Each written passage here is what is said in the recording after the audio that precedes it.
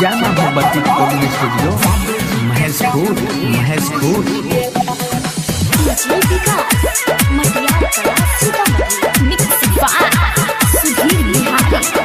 एको दिन खाली छिए बुक रहे छे साटा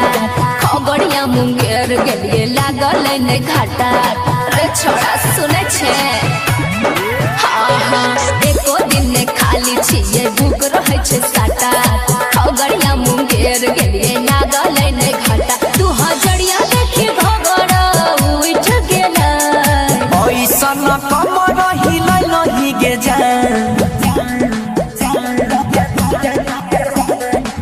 ऐसन ठुमका लगै नहीं गे जान चौधरी जी के चौकी टूट गेलै ऐसन कमर हिलै नहीं गे जान जादो जी के चौकी टूट गेलै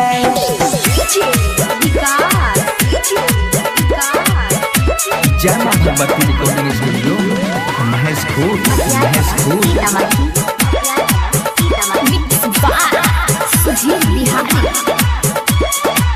तोरा के बोले परेशानी छ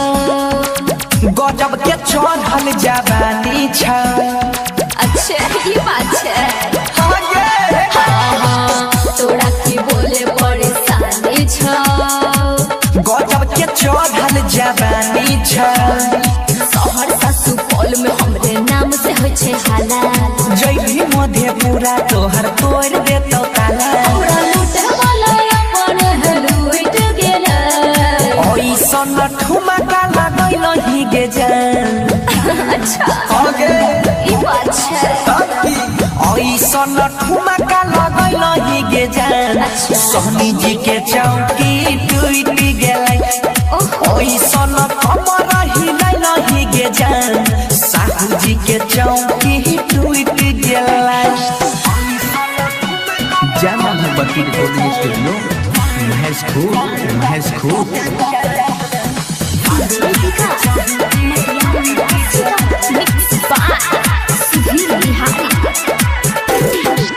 डाले ने हमरा पर गल और चोली पर गोली तोरा चलता गे अरे चल जो ना नहीं गलतो हाँ डाले ने हमरा पर गल और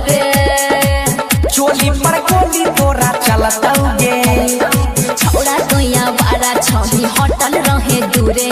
छौरी नमकीन लागे छही पूरा टूरे मनीष बंसी के पसेना छूट गेला ऐसन कमर हिलै नहीं गे जान अच्छा ये बात है ऐसन ठुमका लगै नहीं गे जान